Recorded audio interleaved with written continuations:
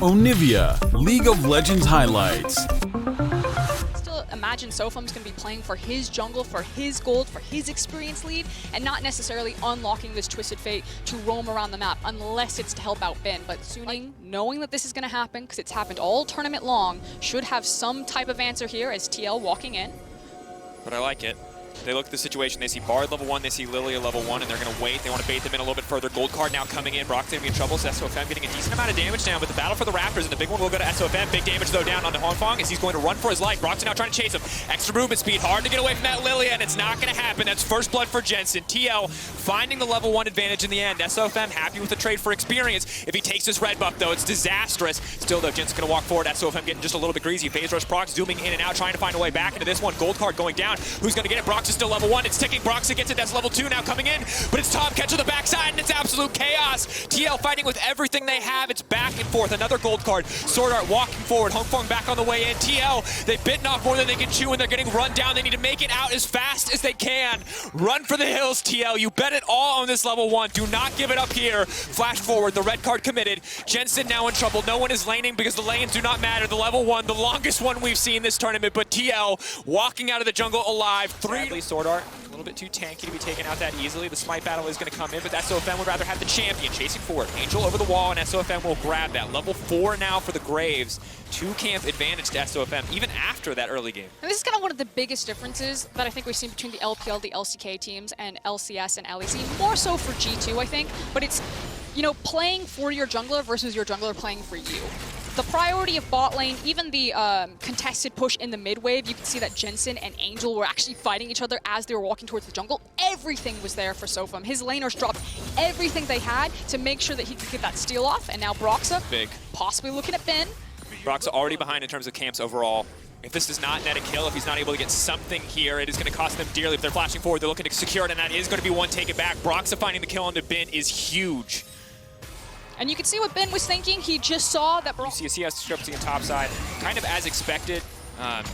Good news for Impact is because he's able to just stack armor early on, Jace doesn't really get to rush the lethality route and try to burst his teammates instead of being forced to go into the Hex Drinker just to be able to survive the coming gang threat. But Angel, Penton now moving down. The gate now coming out. Broxah stunned up. A lot of damage here. Lilia still very squishy. Needs to make it out to safety. Trying to flash over the wall, but will not happen. Cannot get close enough and does get taken down. TL a little bit caught with their pants down right there. They were shifting core JJ mid, just trying to scout. Then the Destiny comes in, gets underneath, and finds Broxah. There's so much skirmishing all the time. You can already see the discrepancy there for Sofum. He now has access to level 6, and with the enemy jungler dead, it's going to be a pretty easy rotation onto the Cloud Dragon. It's not immediately panic zone for TL fans because it's not like their composition really repassed for Sofum to start Herald if he wanted to, and now they're sprinting across map to make sure that he doesn't get the objective. In the meantime, Sofum not interested in the Herald. Instead, interested in either Broxah and or these Krugs. It'll be a little bit more clear. He's trying to catch Broxah as he comes around. Oh, there's no cam. Destiny, look at Angel. He's waiting in Fog of War, looking to Destiny in. Smoke screen going down. Impact ulting in, but it's not going to amount to anything. Now going to be sleepy, though. They're going to be in trouble. Jensen debating on his options. He's going to dunk him back down. They're going to try to find the 2v1 on Angel. He goes gold, and he tries to buy a little bit of time. That's SOFM now stepping forward. That's going to be a massive, big haymaker, but can't connect on the true damage. That's the shot on the backside. Collateral damage will not find anyone. But here comes Core JJ. He can set it up. He can make the play. He can find the ult, but he only manages to hit one. Angel simply next on the list. Now the ultimate coming in for the Jhin. That's the curtain call. Suning 1, 2. He's looking to make it 3. That's the finish out. TL, what a turn. And the big difference maker was the fact that Tactical made his way across map. Check on the mini-map right now. Hongfong is still in the bot lane on that Senna. Very slow over the Dragon Pit, and SOFM pathing for Wolves actually may cost his team Dragon. Now, you can see that he's sprinted now back towards the Dragon Pit, and he's very quickly trying to take this, but if TL were really on the clock, they could actually walk down and dissuade him from doing it. But instead, they're focused with this mid lane tower. Like you said, they need to place the Herald there if they wanted to get any sort of use of the plates. They do manage to do that, and they trade Ocean. But in particular on this Bard, to push down mid, and with that extra room, then start swinging out either bottom or top side, and finding picks to start pushing down more towers while we wait for Mountain Dragon and Baron. And while walking into enemy jungle to secure a little bit of vision certainly isn't the flashiest play, it is exactly what you're asking for. Securing mid prio, walking and getting a division now, but now we have the double play in the mid lane. Cleanse now coming out from Tactical. is going to be able to back away on that one. SOFM, though, chasing down this kill. Core JJ on the hunt. SOFM could be in trouble here as Brox is now walking in as well. Tactical on a rampage. And again, Suning overplay their hand in the mid lane with these semi-globals. Yeah, absolutely a whoopsie there, trying to hard force into the mid lane. And now TL just get to walk this one down mid, as maybe Impact's overextended. Ben's on the other side of him. Ult out. It's going to be in trouble here, but it's slowly chipped away at here. The true damage, the extra magic damage, and they will find that one. Means top lane tower will be in trouble and will in the end fall in favor of Suning. So Suning biting back.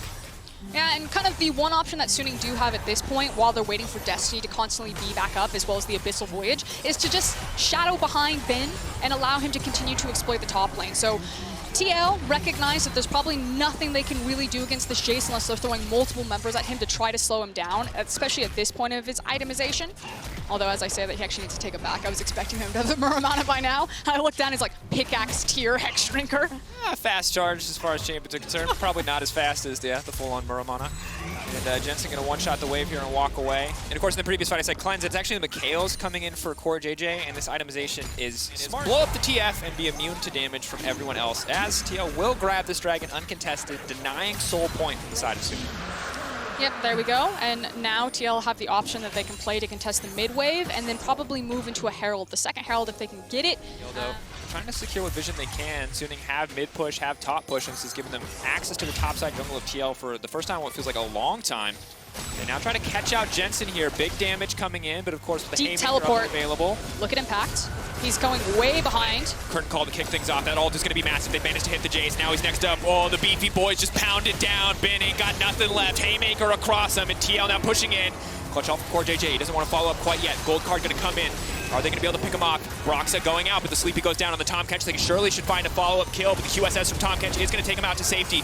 Ult into the backside, but they simply cannot find a target. TL will not give any room to Suning to play this fight. They keep all 5 standing. And this might be the break that TL were looking for. We'll see how bold they are to pull the trigger on the Baron. Sofum is, of course, still alive, has access to Flash as well as Smite. There is no Destiny longer available for Angel, so it'll be much harder to kind of get information about what's happening here. 2K. SOFM can start to step forward. We'll one-shot the trap as it comes out. Jensen, ulti available. Can't just suplex SOFM right out of the pit. Has to be able to see him, though. They're waiting. They're buying time. Walking away, though. Unstoppable now. SOFM taken away. They decided this is the time to burn it. Are they going to get it? Can they secure it? TL, there's no one to stop you. They will secure the Baron. And now Angel's in trouble. The flash forward. Core JJ getting the slowdown. Huangfeng next on the list. Angel could be there to follow with Ben on the backside. A massive shockwave. Will it be enough? He has to find the clutch targets. The Edge of Night is gone. Impact has slain Angel. It is Jace versus the world. SOFM now chasing down Jensen, though, desperate to find this kill. Core JJ coming over the wall. Are they walking hands first into SOFM, or can they turn this one? Big damage coming in from the Graves, but not enough onto the likes of Jensen. Simply too tanky, and Suning Gaming, they'll run Team Liquid out of town, but the Baron buff is already theirs, and not a lot left as Impact comes in. Clutch, big haymaker to close it out. Core JJ to follow, and Suning double down on a losing play and come up even further behind. Sword Art, nothing there for him. Ben wants to go, this is his montage moment. He finds one. Can he turn 2? No, it does not look like it. The tanks are there for Team Liquid, and they're holding on to hope. Not today. Looking at the world and say, we're still in this one. Here's the thing, Frostgrove. When we talked about this backstage, we said, how do you beat Suning? We said you have to match them early. You have to pass the skill check early game or you're done. But if you get late game, this is where Suning start to fumble, because yes, Sword Art is a veteran. Yes, SOFM is a veteran, but they have to rally the rookies around them to keep it together, to keep it tempered in a game where TL are in total control here. Huangfeng forcing the flash out. Minions now collapsing. They start to break inhibitors. That's when the game truly feels like it's going to start to end. Jensen, blinded for now, has to back off. Suning seeming to hold on to their base for now, but the tower's getting chipped away at. That's going to be it. SOFM going over the wall, though, very greedy. Now the fallout from Tactical. One big shot, but Tactical's caught himself in the middle of the entire team, and they've taken him down. Tactical overstays his welcome. Too greedy for the kill on the Graves, and maybe that turns the fight. But Angel getting chipped away at. Team Liquid will not let his sacrifice be in vain, and they'll find it back. Okay, TL still much in control. Ben has moved down for from the top side, but he's going to be very delayed to this fight here. Maybe he can get a big shock blast, but I think TL got exactly what they came for. Can we talk about how Angel just messiahed into the backline without Hourglass? Yes. Is that... Do you think Angel wants us to talk about that? Gave away some objectives. You know, maybe if they had contested a little bit more, given a little bit more attention to Ben, this might be a different game. But like you said, TL got to survive the lane phase. They created good opportunities for Broxa and really cracked the game open over that Baron play. These going for a second lethality item. Step forward, continuing to poke from a distance. So if I'm taking a big chunk back there in response, and while the Jhin is very good at sieging, and the Bard's certainly good at supporting him, the rest of the members of this team, unless they're going for full-on dive, don't have a lot in terms of tower threat. I like how Impact is just chasing Angel around and then just trying to deny him from pressuring towers. Now Angel is resetting his position, so this is the window where if Suning want to go, they go now. Bardal is not going to connect, but Jensen's still in the midst of the entire team. The suplex back down into the backside, but there goes Impact. He finds two. Those are the key carries. Angel, the only one standing. Can they pull this away? Bin now running for his life. Destiny coming out, but it looks like it's Suning's destiny to fall to Team Liquid. It's the curtain call. It's coming out. It's looking to close it out as well, as Jensen is unkillable.